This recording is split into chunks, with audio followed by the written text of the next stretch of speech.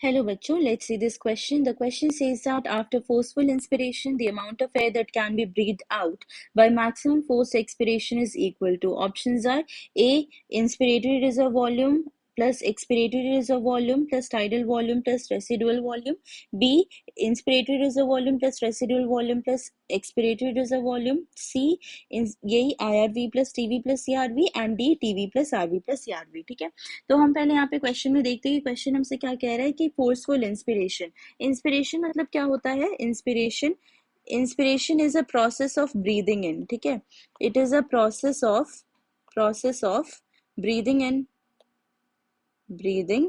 इन। जब हम अंदर की तरफ सांस लेते हैं उसे हम क्या कहते हैं? इंस्पिरेशन। यहाँ पे कह रहे हैं कि फोर्सफुल इंस्पिरेशन के बाद जो अमाउंट ऑफ एयर हम ब्रीद आउट कर सकते हैं by maximum forced expiration is equal to. ठीक है, तो अगर हम यहाँ पे बात करें कि एक्सपिरेशन की बात, क्या एक्सपिरेशन क्या होता है? तो एक्सपिरेशन होता है कि the process of breathing out. ठीक है, तो यहाँ पे हमसे ये कह रहा है कि जब हम मतलब फोर्सफुल इंस्पिरेशन करते हैं उसके बाद हम कितना मैक्सिमम एयर ब्रीद आउट कर सकते हैं। ठीक है, तो हम पहले बात करते हैं ऑप्शन में। तो ऑप्शन में क्या है? Inspiratory reserve volume. अगर हम बात करें इंस्पिरेटरी रिजर्व वॉल्यूम की, तो ये क्या है? Additional volume of air, additional volume of air, volume of air that can be inspired, that can be inspired by forceful inspiration, by forceful inspiration. मतलब कि नॉर्मल ब्रीद इन करने के बाद, नॉर्मल इंस्पिरेशन के बाद जो हम additional volume of air inspire कर सकते हैं उसे हम क्या कहते हैं? IRV कहते हैं। एक और टर्म है यहाँ पे ERV। तो ERV क्या है? Expiratory reserve volume. ये है additional volume of air, additional volume of air that can B breathe out. ठीक है, ये क्या हो गया?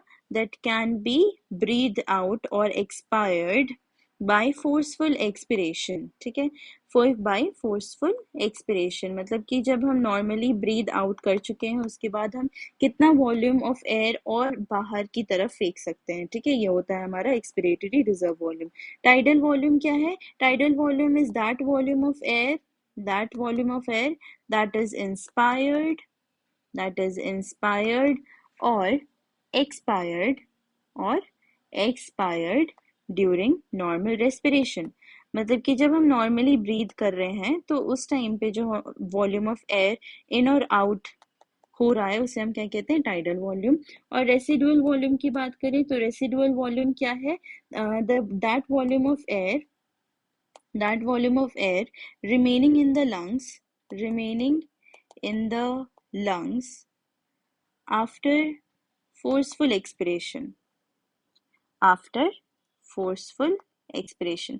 जब हमने ऑलरेडी पूरा बाहर मतलब ब्रीद आउट कर दिया है तो जो वॉल्यूम ऑफ एयर लंग्स में रिमेन कर जाते हैं जो कि क्या करते हैं? It prevents lungs from collapsing. ठीक है, it prevents lungs from collapsing.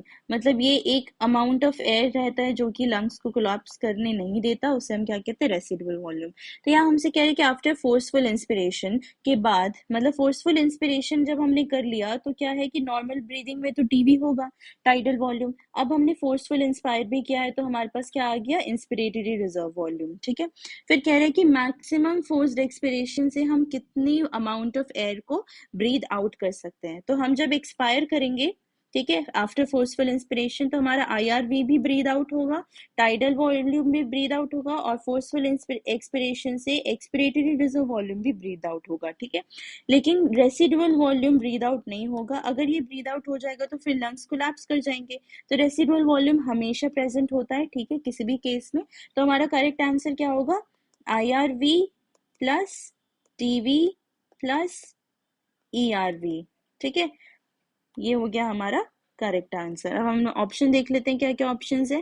पहला ऑप्शन है IRV plus ERV plus TV plus RV। तो हमारा ये ऑप्शन गलत है, रेसिडुअल वॉल्यूम कहीं पे भी इन्वॉल्व नहीं होगा। हमारा B और D दोनों ही ऑप्शन गलत है, इसमें रेसिडुअल वॉल्यूम है।